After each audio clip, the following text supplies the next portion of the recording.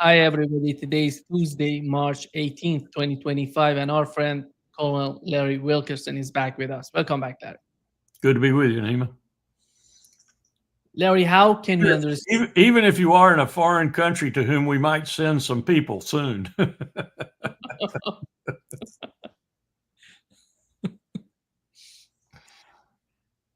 Larry, what's your understanding? What's your take on the new sort of attitude of the Trump administration? Since January 20th, we had the ceasefire between Israel and Hezbollah, between Israel and Hamas. And right now, everything's gone. And what's your understanding of what's going on with the Trump administration? First, Nima, and I've been saying this all along, but it's become rather stark as I get the real details on it. Israel has not honored a single day of the ceasefire with Lebanon or the ceasefire with Hamas. That's the reality. They have killed, I tried to total it up. It's over 500 people. It's probably much higher than that. They have killed someone in Gaza, in Lebanon, on the West Bank, of course, which is not necessarily included in the ceasefire, but nonetheless, they're still killing people there every single day of the ceasefire. I've asked people, what is ceasefire in Hebrew? What does the Hebrew word for ceasefire mean? Because it's clear Bibi Netanyahu doesn't understand what a ceasefire is. And this has ramifications for Ukraine also, if you think about it for a moment. Putin knows what a ceasefire is. I'm not sure Ukraine and Zelensky do, or the United States, or Europe and NATO. A ceasefire is when you stop shooting at each other and there are forces around that punish you when you continue. Nonetheless, Netanyahu does not recognize that. He's been killing people in Lebanon, killing people in Gaza, and everywhere else. So that's the first thing. The second thing is, I don't think he ever intended to go to phase two or to a second phase of a ceasefire, even though he doesn't honor the ceasefire. So he's back killing people again, and I think he's going to go at it with a vengeance here very shortly. And allegedly, I heard this morning on our news and from sources within the administration that he asked Trump if it was okay to resume the killing, and Trump said sure, because your hostage deal has not happened. The second part of it has not happened. I don't know what that pertained to. Was it the special negotiator who now seems to be disenfranchised? Was it something else that happened? Was it Hamas's strong statement that they wouldn't go any further unless certain conditions were met, like maybe humanitarian aid coming more fully and completely into Gaza? The Nazarene corridor, for example, was an insisted issue with Hamas. I don't know. I don't know what the problem is. I just know that Netanyahu is fulfilling everything I said he would fulfill. He's not ever lived up to the ceasefire in the first phase, and now he's going back to war again. And I'm hearing also, continually hearing, that the IDF is not happy with this, that there are a lot of reservists who aren't showing up, a lot of reservists who've said they're not coming to the call, as it were, and that the IDF is going to be strained to go back to war in the way that Netanyahu is ordering them to go back to war, which is essentially a resumption of the first phase of this from October 7th forward. So I can't tell you what is on Netanyahu's mind other than firing the head of Shin Bet and getting into a real mess there. And people telling me from inside Israel that there is a real possibility, a significant possibility, that we may have a civil war inside Israel because of the sides that are forming up, and the fact that on the side, even of those people who support Netanyahu, they're not happy with him anymore. They would be happy with the continuation of his policies, but they're not happy with him personally. I don't know whether this has to do with the fact that he's risking so much now to rescue Ben Gvir's element within his coalition, or whether he's just made a lot of people very angry by his attitude about the hostages, which is simply a devil may care attitude, or whether it's just because they see he's been around too long, and maybe this business of getting rid of the head of Shin Bet at a time when it looks like it's more personal than it is political or strategically national security, has made people angry. I know it's probably made the Attorney General angry. I'm not sure how this is going to turn out. Within the Israeli system, she could really throw a monkey wrench into this if she wants to. Netanyahu seems to think that there's no problem, and basically there shouldn't be a problem. After all, Ronan Bar was head of the Shin Bet when October 7th happened. So he's gotten rid of most of the leaders who were responsible, quote unquote, for October the 7th, except himself, of course, the most responsible of all. So it would be more or less routine, but it's not quite routine because it's so long after October the 7th, and it's so immersed in other very personal issues with regard to Netanyahu. So if I were the Attorney General, I might put my foot down here. And then what happens? Larry, how do you think that Netanyahu was forcing Donald Trump to agree on attacking Gaza again, or he decided by himself and doesn't matter what Donald Trump thinks about it? I'm totally talked to Trump, and he got permission, and that's understandable because Donald Trump has been unequivocating, I think, on this particular issue. We're looking at a situation where, why did we start up with the Houthis again? Why did we decide that we were going to kill a whole bunch of civilians with regard to Yemen and the Houthis? Well, this goes back a long way. It goes back to my administration, even when the Houthis were born, 1992, I think, and then 94, they got a new leader. And their whole movement was designed to contest the Salafists in Yemen, who really despoiled their holy sites and treated them like dirt. And so, you remember that ruler back there in Sana'a? I remember vividly our first fast rope operation down on a ship. Normally, we would notify the flagging country of the ship before we would do a fast rope operation, helicopters, special forces down on the ship. But we found that every time we notified the flagging country, in most cases Panama, the cargo was thrown overboard. That's to say, we didn't find anything when we got to the ship. So we did one in the South Atlantic, as I recall, on a ship that we had good intelligence on. We didn't tell the flagging country until the moment that the helicopters were over the ship. We found the cargo. We found, as I recall, 5,000 American M16s on that ship. Well, what an imbroglio that created, because as it was filtered through the interagency, we found that those weapons were being sent to this ruler in Sana'a so he could sell them on the black market and make a fortune for himself personally, because the Yemeni armed forces didn't need any more M16s. They were U.S. rifles being shipped to them by us, and we had not coordinated within the interagency group. So this is what U.S. treatment of Yemen has been, at least since that time period, and I suspect before that. So why are we starting to kill them again? Is it all about Iran? No, it's because the military-industrial complex in America, and think about Israel and their resumption and Trump's approval of that resumption of the killing in Gaza, because they go together. The military-industrial complex needs $50 billion a year to feed its maw. It needs that money to keep its shareholders happy and to keep things running like smooth. So why did we start a war and start dropping bombs on Yemen again? Because the military-industrial complex needs $50 billion every year, and it was falling off. Why did Trump approve Netanyahu going back to war? Because the military-industrial complex needs more money. It needs that 50 billion plus every year. That's what we've become.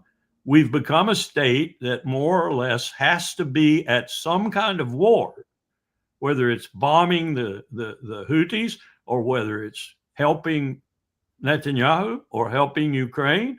We have got to be fueling that complex and funding that complex.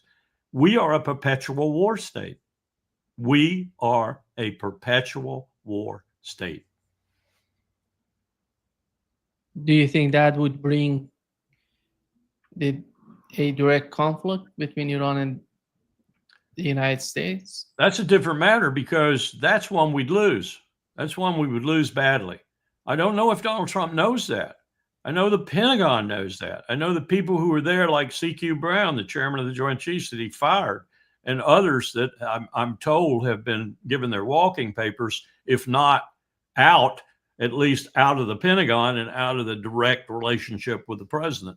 So is there someone who's going to tell him that if he says, you know, his usual, we're going to rain fire down on Iran? Well, I got news for you, Donald. Iran's going to rain fire down on you if you go to war with them. Now, you can bomb them. And this is what Donald Trump likes to do. Look at the first administration in 2016. He likes to bomb people. He likes to drop bombs on people. He doesn't like to put troops on the ground. He doesn't want to go to war with them in that sense, but he does bomb them. He bombed Syria with what was it, 52 cruise missiles in the very first part of his administration. So he likes to bomb people. And Americans in general like to bomb people, just like Israelis like to bomb people. We bomb with impunity, virtually. You don't have to be brave or courageous to bomb people. You just sit in the cockpit. The worst that could happen to you is a maintenance malfunction. You pickle off a few bombs and you kill a bunch of people on the ground. That's the American way of war. That's the Israeli way of war, is not to be vulnerable, but to kill people on the ground. If he tries that with Iran, he's going to find out how ineffective it is. He's going to find out ultimately how ineffective it is. And they're going to make a decision, which they're only maybe a week or two away from making a bomb, to make a bomb. And then we're going to have a real kettle of fish to fry. And if we put troops on the ground in Iran, Nima, count the empire gone. We will dissipate our power. We will absolutely ruin ourselves in Southwest Asia if we go aground to fight the Persians, some 90 million people who are steeled against us if we do that. Not necessarily now, but if we invade them, they will be. And that terrain is nothing like Iraq. That terrain is really tough. I did war planning for that terrain in the late 80s and the early 90s when we thought the Russians might come down there. And I can tell you that's tough terrain to fight in. It almost killed Alexander the Great. It's tough terrain. It's tough temperatures. It's the Zagros Mountains, for example, going through those mountains and with armored columns and so forth. You could lose an entire armored division to just a few guerrillas if you didn't know what you were doing in those mountains. Think of Italy and Greece and the Nazis having to bail them out in World War II when they got all messed up in those mountains. It's really not terrain conducive to American style of war like Iraq was, desert basically. So we'd lose, and it would be a real wake-up call for the empire, but it might turn nuclear too.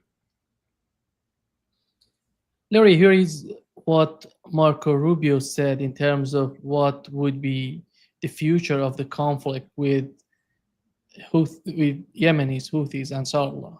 Have these people controlling which ships can go through and which ones cannot. And so your question is, how long will this go on? It will go on until they no longer have the capability to do that. Then it'll go on forever. It'll go on forever because the Houthis have proven over and over again that they have the capability to keep it going on forever. And we don't have the capability to continue to put aircraft carriers in the Red Sea with escorts sufficient to ward off whatever it is the Houthis might shoot at us and to continue it day in and day out. We are in trouble with people, Nima. People to man our ships, people to man our airplanes, people to man our divisions and brigades in the Army. We are in trouble. We do not have a ready, capable military right now. And the Houthis are going to prove that. They're going to prove that. And sooner or later, they're going to get lucky. And they're going to hit an aircraft carrier in a way that is disastrous. What does that mean?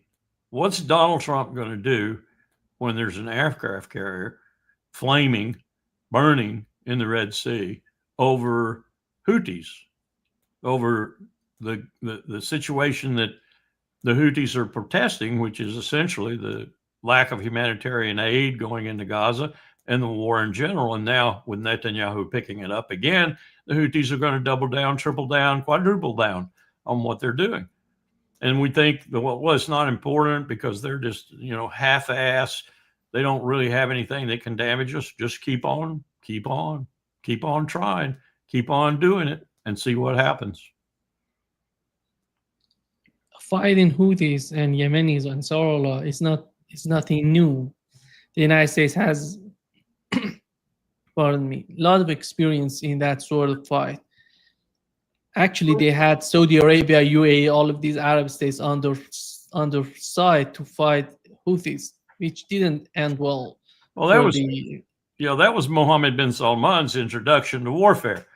I think he was Minister of Defense, actually. I think he had that portfolio at the time when they started it and they put the coalition together, the only really other formidable member of the coalition. I say formidable with tongue in cheek, Arabs after all. And I'm not saying that derisively. I'm just saying that they're not serious about fighting when they fight. Watch the Saudis when they fly their extended range F-15s and drop bombs that go well beyond the range they're supposed to go and just hit anything because they're no longer guided, because the Saudi pilots are not brave enough to go down and, risk their lives dropping the bombs. And this was U.S. supported, as you said, as you intimated, U.S. supported with intelligence, with the bombs, with the airplanes and such. I actually was told at one point we were furnishing targeting data for them, and we were doing that. And this was what the Pentagon said. We were doing that because they were so inept at it. We had to do it in order to make sure they didn't hit civilians. Well, right after that, they hit a bus with children on it. I think if I remember right, it was about 48 children on that bus, and they killed them. And they picked up one of the residue weapons in the bus, in the carcass of the bus, and it had Raytheon on it. Well, of course it did. So we were there. We were helping them. We have been there. We were helping Saleh when he was president in Sana'a. In 2012, I think they finally ran him out on a rail. But he was the guy that was, contested by the Houthis at that time. And Saudi Arabia got angry about it. And Mohammed bin Salman, I think, thought he would get his bona fides as Minister of Defense, and he would do this little war that would be mostly aerial, and there wouldn't be much to it. And he'd teach the Houthis a lesson. Well, he didn't teach them much. They fell apart almost. The Emirates finally backed out of the coalition even because they realized, the little Sparta realized that they were in something that was a little bit above their head. And the Houthis weren't going to be defeated. They're not defeated yet. And now they've got the United States of America against them. And they're still not defeated. Thank you very much. Does the head of Pentagon, Pete Hegseth, know about the history of this fight between the United States and Houthis? Here is what he said, Larry, by the way, on Fox News. This campaign is about freedom of navigation and restoring deterrence. The minute the Houthis say, we'll stop shooting at your ships, we'll stop shooting at your drones, this campaign will end. But until then, it will be unrelenting. We got the reports last night, Maria. The Houthi capital felt like an earthquake. Dozens and dozens of precision heavy munitions dropping precisely on the targets that we wanted to hit, sending a very clear message. And the message is clear to Iran as well. And the president said it in his truth. Your support of the Houthis needs to end immediately. We will hold you accountable as the sponsor of this proxy. And I echo his statement. We will not be nice about it. This is not the Biden administration. The message is clear. We will come after the Houthis until they stop shooting at our ships, and the Iranians better stay out of it. Larry, is he talking like the head of Pentagon, the way that he should talk and he should? He's proving what an amateur he is. Truly, he's proving what an amateur he is, and an ignorant amateur at that. I mean, this is a guy who's steeped in what? Special operations, including treating women like they're inferior, special operations and all manner of other things that special operators are noted for. This is a man who is out of his element, utterly out of his element. And he is going to, I won't say he's going to rue those words, because I don't think these kind of people ever rue anything. He's kind of like Netanyahu in that regard. They just go on to their next mess, their next massacre. Hegseth is out of his element, and the Houthis are not going anywhere. And you can bomb them until the cows come home, and they are not going anywhere. You're going to have them on your back from now until the time, as they have said very explicitly, and as they recently demonstrated, there's a ceasefire and the Israelis quit killing Gazans. That's the only thing that's going to stop them. It's so amazing, Larry, how the Trump administration decided not to go the easy way, which would be convincing Netanyahu to let this humanitarian aid go to Gaza, but instead of that, choosing a new fight and restarting the fight in the Middle East and with Yemenis. And right now, he mentioned the link between Iran and Houthis. How much do we know about the link between these two? Is Iran, are they just obeying the order from Iran to do whatever Iran wants them to do, or it's something related to the Yemenis, to the way that they see the conflict in Gaza? Absolutely not, in terms of your first suggestion that they're doing what Iran tells them to do.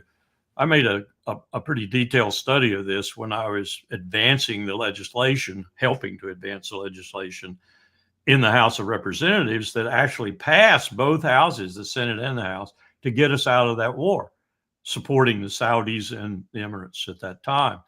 That legislation passed because the Democrats essentially came across and said to the Republicans, this is really not good. It's a violation of the War Powers Act and therefore a violation of the Constitution. So we should pass this. Well, Pelosi, she fought it, and then it got there. Then when she realized that it was probably going to pass, and Trump would veto it, she went ahead and favored it and let it pass, and it passed both houses. And we had an act, a special act based on the War Powers Act that said essentially we'd stop supporting the Saudis and the Emirates and others in that war. And of course, it got vetoed. So Pelosi knew it'd get vetoed. So that's the only reason she supported it. Devious Democrats in that sense. But I say all that to say, as we were studying that, as we were looking into that and finding out exactly what the United States was doing with regard to supporting the Saudis, with regard to prosecuting that war ourselves through the Saudis, as we looked at all that, we looked at Iran too. We wanted to see just how truthful the administration was being with regard to what Iran was giving the Houthis and the support and such. What we found was the Houthis were giving Iran the extended middle finger about half the time. They were not following Iran's orders. They were doing what they've been doing ever since, as I indicated to you. They formed themselves in 92 and then changed leaders in 94 and got more powerful and more readily capable during that time frame, recruited more soldiers and such.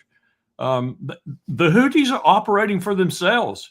Now, they're not going to tell Iran, if Iran says we've got some missiles for you or we've got some bullets for you or whatever, they're not going to tell them no if they can get their hands on them.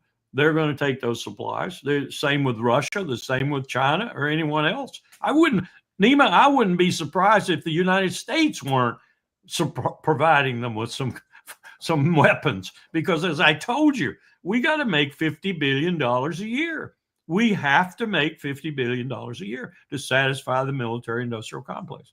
So Iran backing the Houthis is a tale that goes all the way back to that beginning when Mohammed bin Salman started the war, thought he was going to get his feet wet in being Minister of Defense, and he really did get his feet wet in blood, mostly civilian blood. And I could find none, nor could any of my colleagues find any real contact between Iran and the Houthis.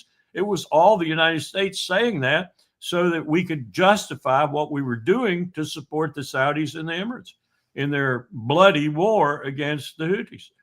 And I'm talking about a bloody war where the Saudis actually went in and cut off the port of Hodeidah and blockaded it so they couldn't get food in. They were trying to starve them. And what they were doing, of course, was starving innocent civilians in Yemen. I mean, this was horrible what we were doing, and we were supporting. The empire was behind that war. with the Saudis and the Emiratis on the other side. And it was a vicious war. It's still a vicious war, but the Houthis have more or less taught the other side, hey, we're not going to fold. We're not going to give up. You're going to have to come kill every single one of us, and we're tough. And I'd say they're probably some of the most valiant, courageous fighters in Southwest Asia. It seems that the Trump administration, Trump himself, is getting closer to MBS, Mohammed bin Salman in Saudi Arabia, Crown Prince of Saudi Arabia. Is that going to influence the way that they're trying to be just in the middle, not doing anything, considering Yemenis, or they're going to get involved at the end of the day? I think this is Trump's effort once again to resurrect what he thought was going to be this corridor of economic and financial power all the way from, the Red Sea up through Israel and into Turkey. I don't see any other purpose for it other than that. And I think it's fair to say that we're close to that idea being dead, and Israel has killed it. I don't think Mohammed bin Salman, I don't think the Emir in Qatar, I don't think any of the Arabs are going to want to deal with Israel for a long time to come. And that's saying something, because, the Arabs will deal with anybody if there's money in it. That's the raw truth of it. As Powell used to say to me, that's right after Bandar had left his office, he would talk about the Saudis and what they wanted and how they would get it. It's all money with them. It's all about money. But I think now it's about considering the feelings of their populace, about looking at the future in terms of that populace, and about the situation with the Palestinians, which has really probably been in the corridors of the royals a hell of a discussion in terms of what Trump has been saying, what Trump has been doing to an extent, and most of all, what Netanyahu's been doing. I think it's fair to say, Nima, that Riyadh and other Arab capitals are probably thinking that they can't live with Israel. And so that's going to foreclose almost any of these fabulous transactions that Trump was envisioning that would include at their heart Tel Aviv, Jerusalem, Israel, all the things that Netanyahu was aiming at too, with, for example, the Abraham Accords, which are dead in the water now. I mean, dead, completely dead. No one's going to resurrect them. And it's a question. It's still a question in my mind. Will Israel be a state? Will it be a state?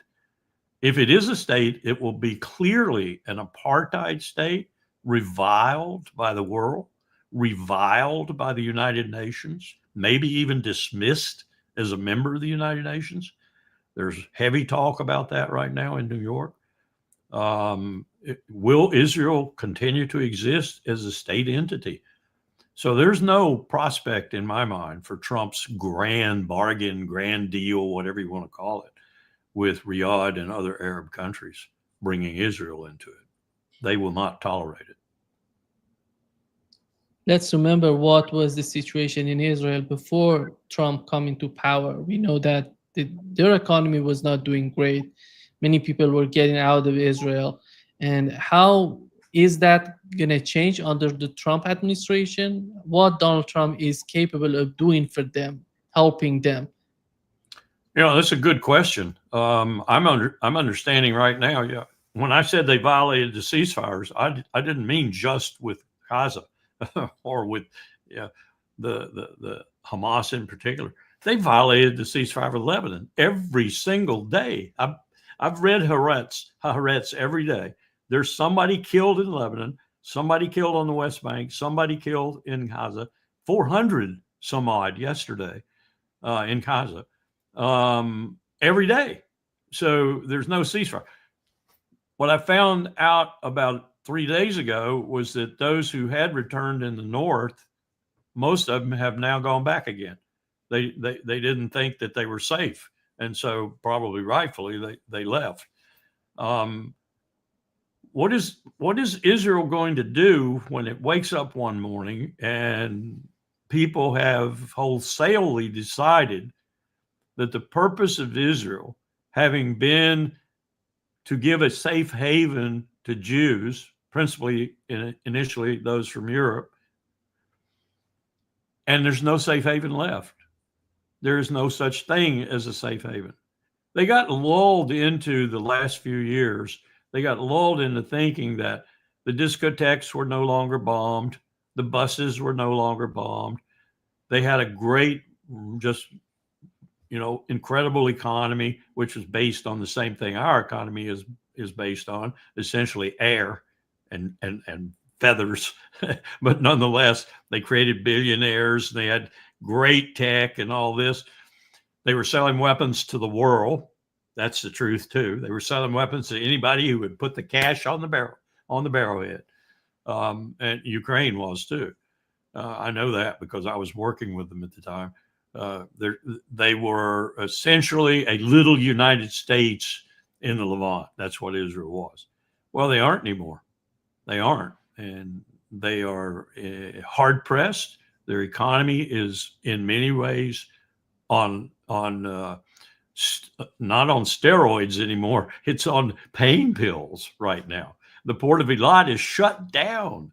Thank the Houthis very much. It is questionable whether or not the economy of Israel can be revived. It is questionable whether people are going to feel like they can stay in Israel and not just be safe, which I think is very dubious now, but also prosper. So how do you maintain a state if that's your condition? I don't know how you do it, and I don't think they're going to be able to do it unless something changes really swiftly and the whole fabric of Israel is turned inside out almost, and you have a different country, a different state.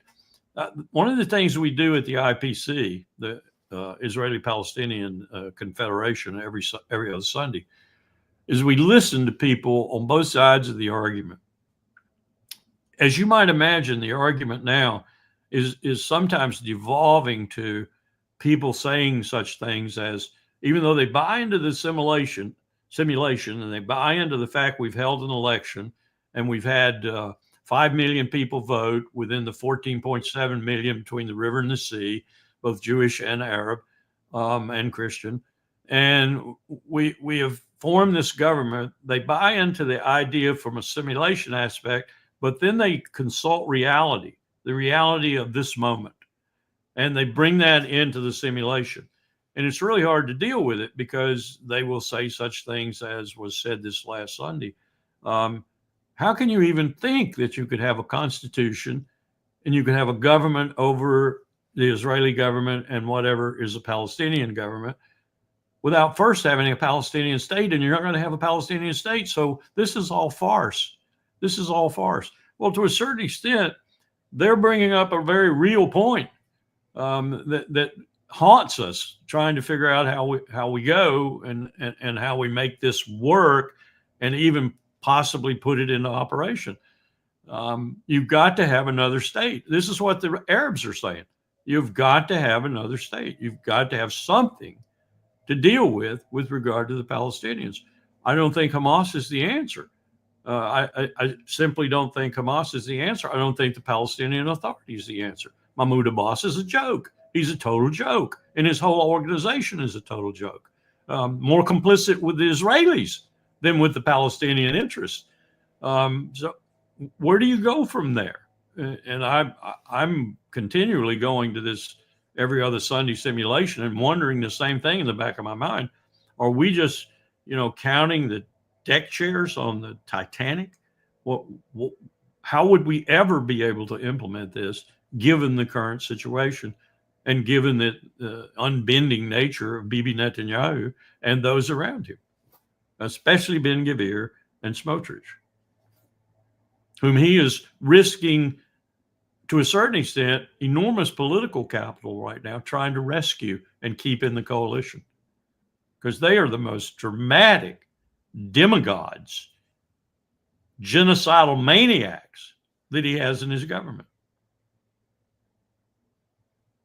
Where is Turkey, by the way, in the whole? Great question. Great question. Where is the Ottoman Empire, such as it is?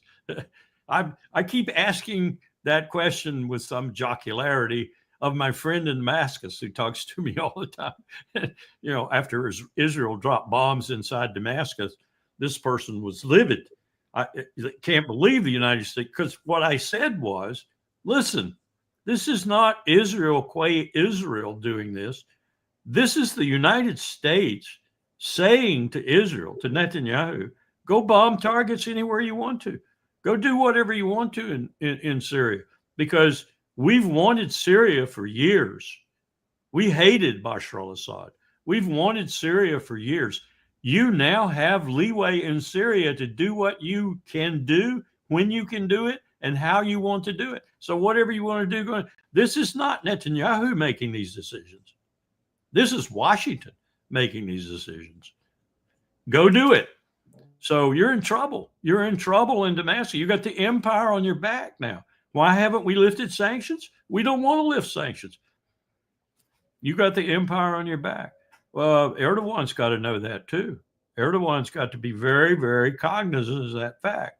I mean, what does he do in the face of the fact that America is in Syria with its agent, the little poodle Israel, doing its heinous deeds for it?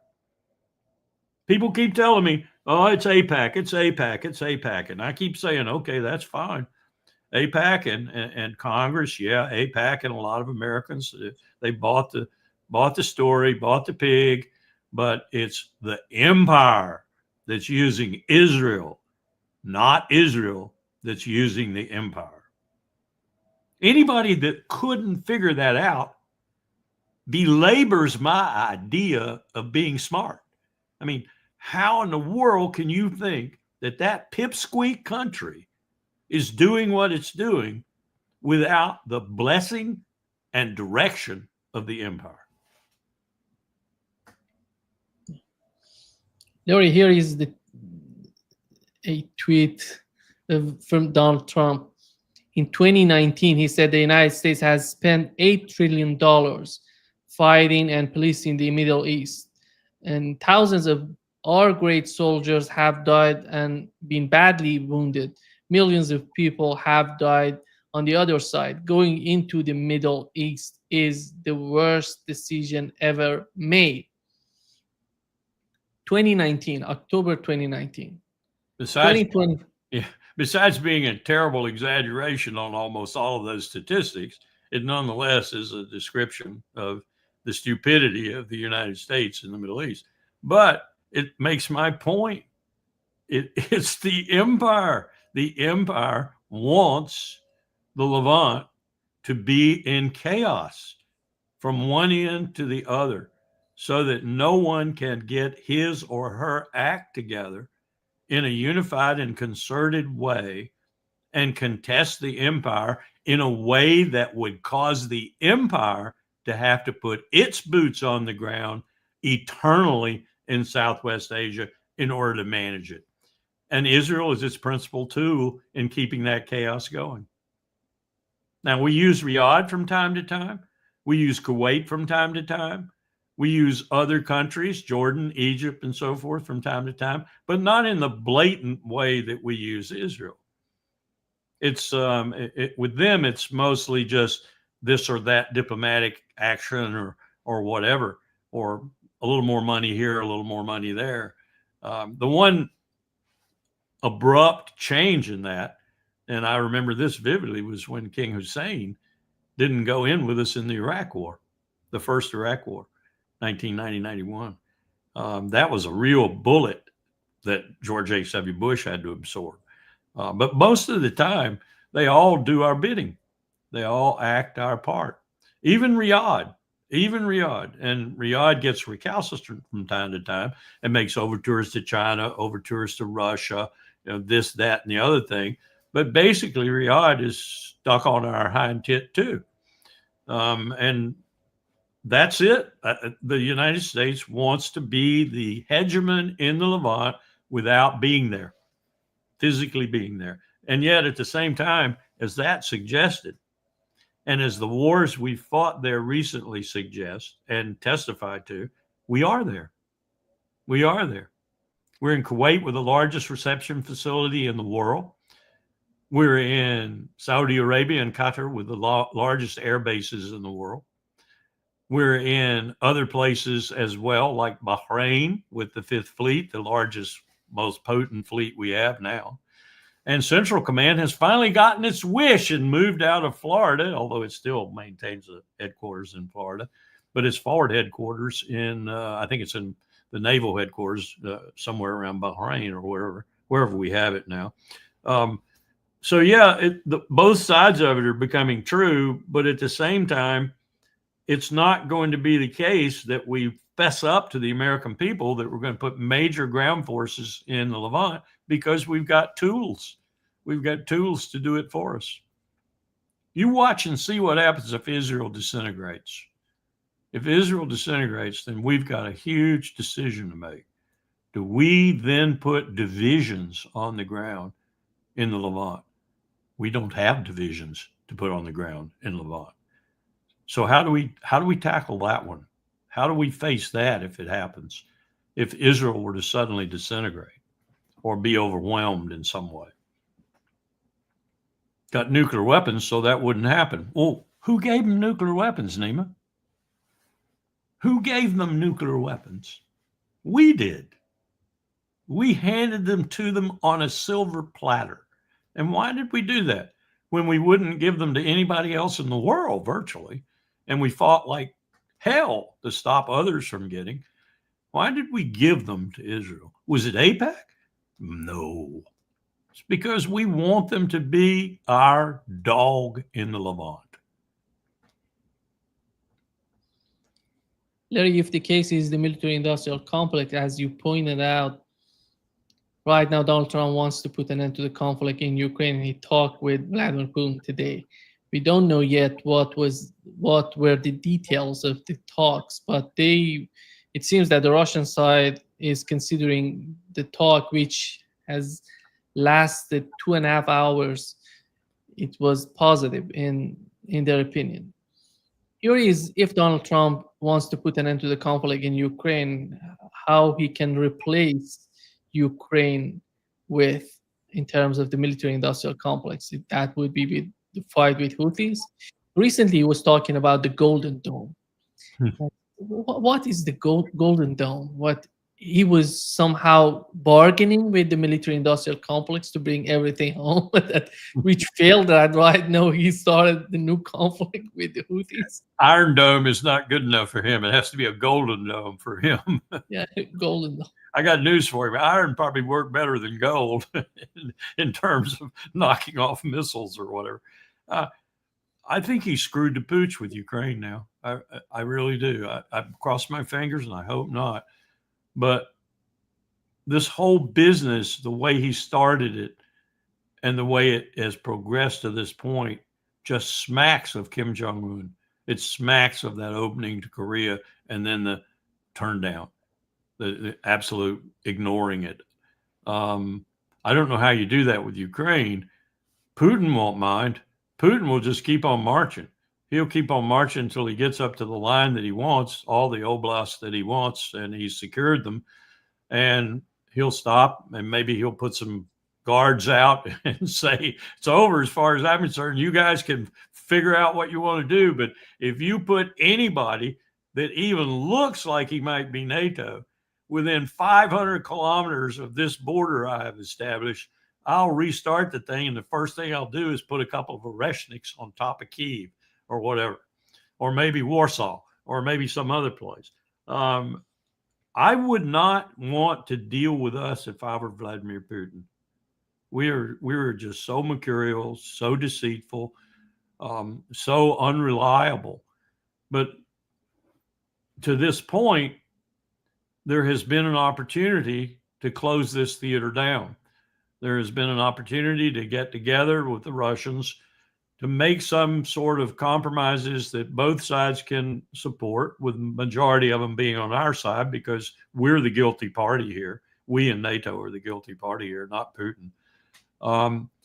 There's been an opportunity to do that, but it would take real diplomats, not Marco Rubio. I've lost all faith in Marco Rubio. Some of the statements he's made in the last few days, I wouldn't let my dog make. he's proven that he's no better than Rex Tillerson or anybody else that Trump had around him the first time, maybe worse. He needs to go back to the Senate where he can prate like a dog and not be accused of any incompetence. As Secretary of State, if you prate like a dog, you're going to be accused of incompetence, and he is incompetent. Imagining him sitting down across from Sergei Lavrov or Wang Yi is just hard to do. I don't know where they pick it up from here, because it just looks as if Putin has made his statements. They bounced off Trump with almost no effect. They bounced off all of his emissaries with almost no effect, and including his national security advisor. And they don't all understand that, hey, if you really want a ceasefire, and the ceasefire is not the important thing, the important thing is the peace. If you really want peace and you want reignited good relations between Moscow and Washington, you have to get this behind you. And you have to get it behind you in a very effectual and significant way. And that means you've got to give Putin most of what he wants. And you've got to convince him that you're going to give him most of what he wants. And the way you do that is to give it to him now. And I don't see any inclination of any of these people to do that. So I'm really worried now, very, very worried, that we're even going to solve this one. And I thought there was a chance that this administration coming in, saying what it was saying and doing what it was doing, would have a golden opportunity to put this one behind us. You may have a point. It may not be enough to bomb the Houthis or try to bomb the Houthis into oblivion. We may need Ukraine to keep the military-industrial complex going, or watch closely. We may start one somewhere else. You mean Taiwan? I don't. Right now, I don't know if you saw the talk between Elon Musk and I forgot the name of senator. He was Republican running against Donald Trump. He's Cuban descendant. He's from Texas. Who's the Cruz? Ted Cruz, yeah. Ted Cruz, yeah. Yeah. Ted Cruz was asking Elon Musk what would be the solution with China, because Elon Musk mentioned that 100% of the chips, semiconductors, are produced in Taiwan. And if China takes Taiwan, and it's all gone. And it seems that the new move going to the Taiwan and the fight between China and the United States, if that happens, that would be devastating. That would be something. You're right. First of all, that's not what Musk said is not true. If he said that, it's not 100%. He said that. He said. Musk likes to lie. He lies a lot. It's coming out more and more that he lies a lot. I don't know if he does it just because he's a proverbial liar. You know, remember that witness for the prosecution where he said, "Isn't it true that you're just a constant liar?" Or like Big Daddy in the Cat on a Hot Tin Roof. I smell mendacity in this room. Mendacity. Well, I'm sorry. Elon Musk is full of mendacity. But it is a fairly significant amount of the critical technology that's principally in Taiwan. Biden, before he left office, started the act. I don't remember if it was part of the Infrastructure Act or a separate legislation, but at any rate, he started and the Chinese were angry with him for doing it because the WTO, they wanted to bring a case in the WTO because this was a violation, and it was a violation of the general principles of the World Trade Organization, governments influencing industry in such a straightforward, significant way. But remember, he passed legislation with billions of dollars going into trying to get much of that technology, not necessarily rescued from Taiwan, but initiated and flourishing in the United States as well.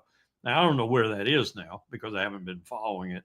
But you also have a situation where, if you look at it closely, what's done in Taiwan is as important to China is what's done in China important to Taiwan. And if you start a fracas, if you start a war between the two, and you start bombing things and destroying things, you may hamper that somewhat. You may even destroy it. So I think that's a reason for China to be very circumspect about how it approaches Taiwan. And I've always said, if China was going to violate the agreement we made back there with Mao and Zhou Enlai, the communique and such, it would do it by picking up the phone and calling the leader of Taiwan at that moment and saying, you have two choices. You can cooperate. You can plan for a major political statement about Taiwan being a part of China, and you can keep everything you've got. We won't bother you at all. We won't do like we did in Hong Kong. We'll even give you the right to continue your democracy for the next decade or so. Then we might think about it. But we'll do all this, but you'll be a part of China and you'll say you're a part of China, or we'll destroy you. Make your choice. You got 48 hours. Now, it wouldn't be that stark. There'd be some lead diplomats and, there'd be some visits to Beijing and visits to Taipei. And so but it would be very subtle.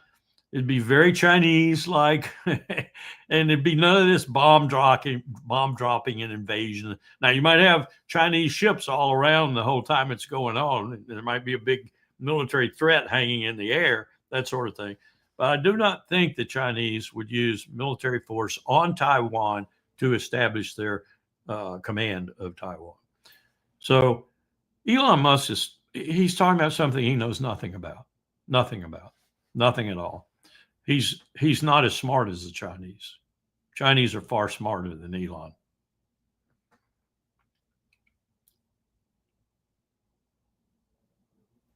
Donald Trump said that he's gonna talk about nuclear power plant. I would assume that he's talking about Zaporozhye nuclear power plant with Vladimir Putin.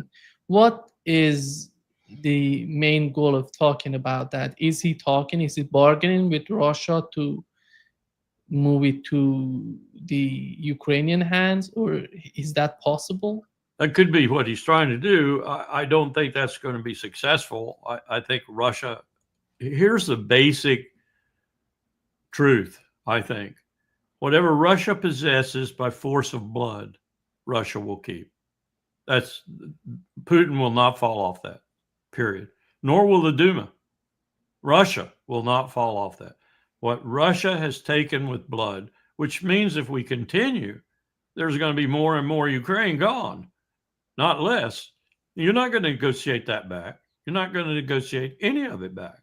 So if you continue, you're going to lose more. Now, Russia's going to probably lose some more soldiers, especially if we keep sending these drones and things for Ukraine to, present a threat to them and slow them down.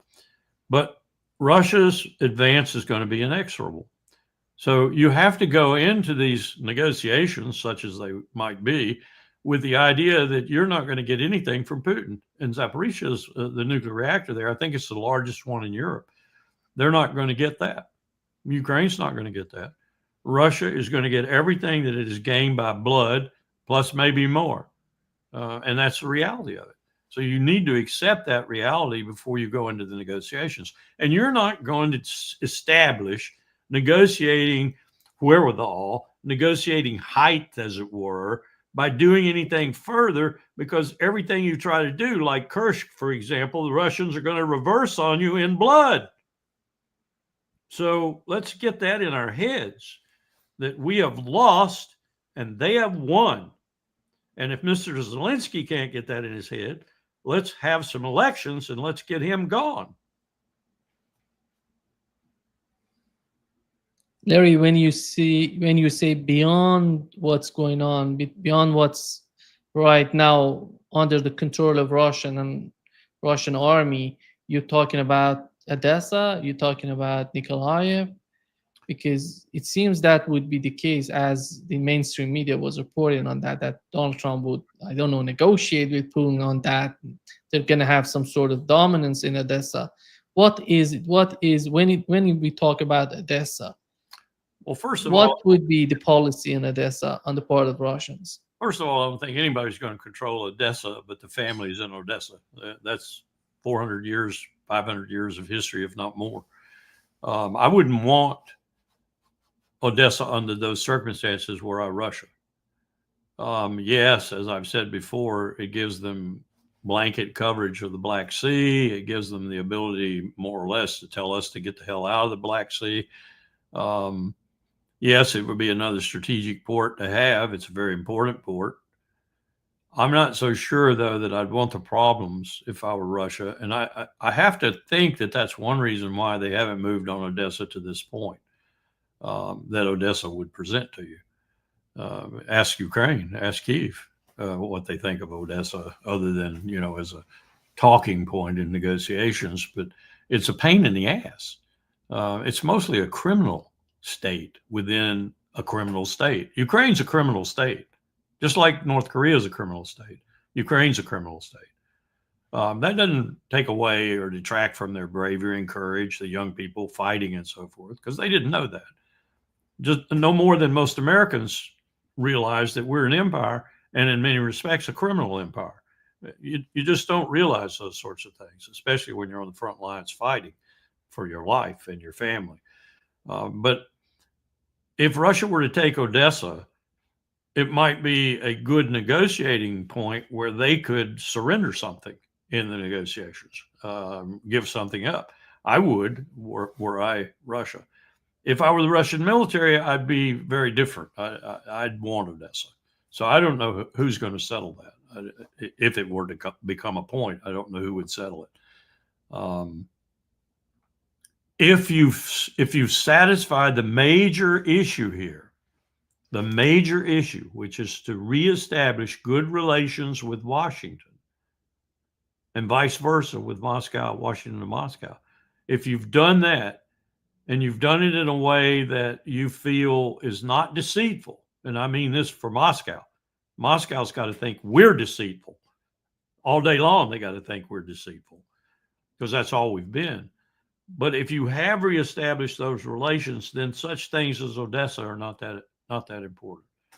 If we're going to go into the bright, sunny future with a new European security architecture, including Russia, like we envisioned in the early 90s, and cure this problem of trying to destroy Russia, or Russia having to, try to destroy Washington, go into a nuclear negotiating period where we cut our stockpiles by 50% and invite Xi Jinping in to stop his build out. If we're going to do these monumental and critical tasks for the human race, Odessa is insignificant.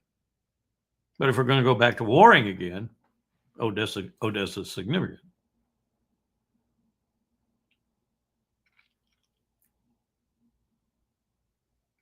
Thank you so much, Larry, for being with us today. Great pleasure, as always.